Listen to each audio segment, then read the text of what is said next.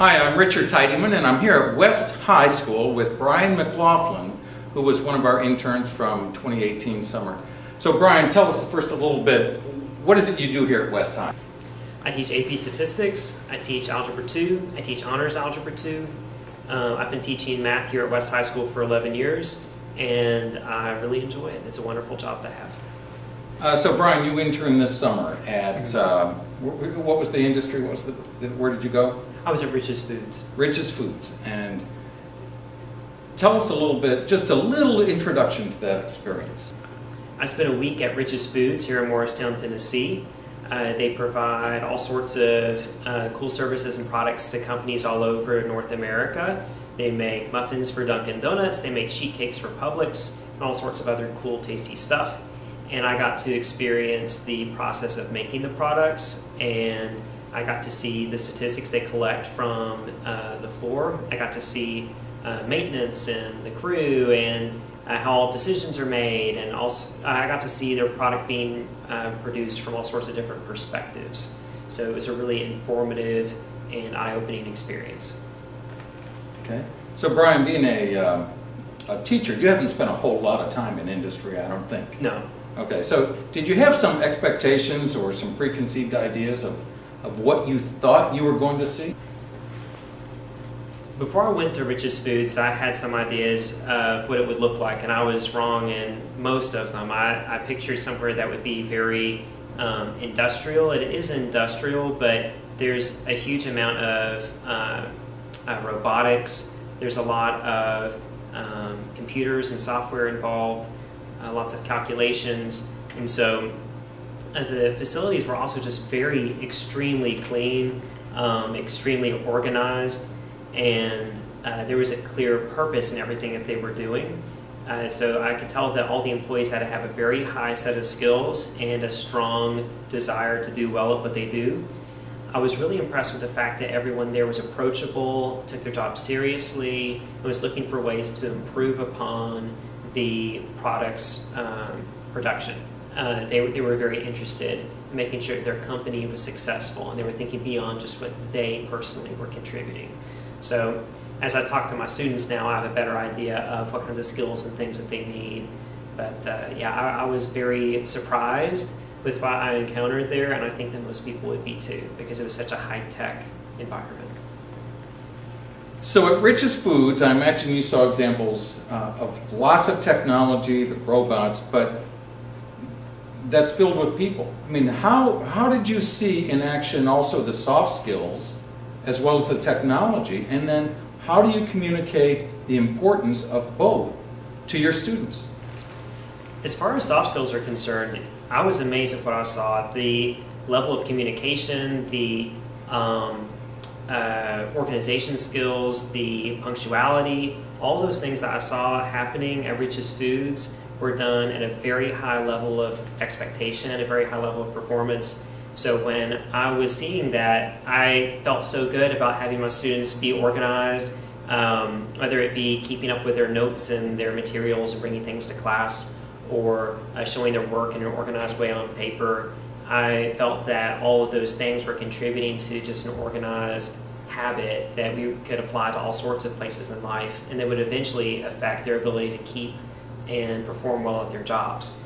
So let's see, communication, I was really impressed with the people who were there. Everyone there could explain what they did. They knew exactly what their purpose was and could articulate that very quickly and fluidly. They knew their role in the larger picture of the company, and I would say was very good at being able to communicate what they needed to do in order to perform their job well. I remember there was one worker who noticed that there was a tape dispenser that every time he was picking up a box and moving it, he would hit this tape dispenser, and so he moved it, and he went to one of his superiors and asked, can we move that? I think it would actually make the assembly line go a little bit faster. I know I can't be the only one who's running into this problem. So they sent one for maintenance over, and a couple of drill bits and screws later, they had the problem resolved, and it actually made the assembly line go more smoothly. So just being able to put their thoughts into words and have the confidence to share those thoughts with their superiors, that's something that I try and work on in my classroom now more and more.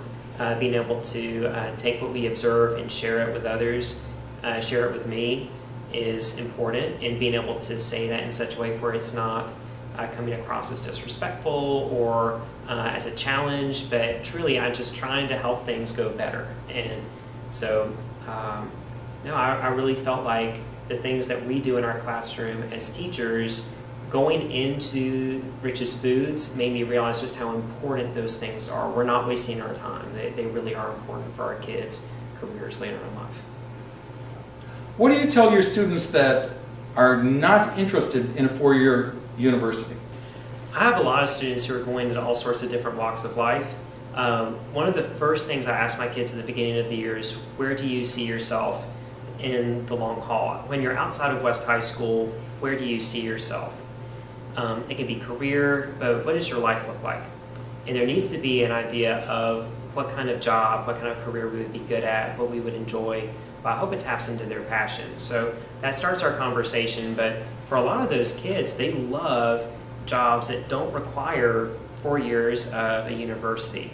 And so I want them to know that, first of all, those dreams are just as valid and important as those of students who are going into a job that do require maybe medical school or a 4-year university.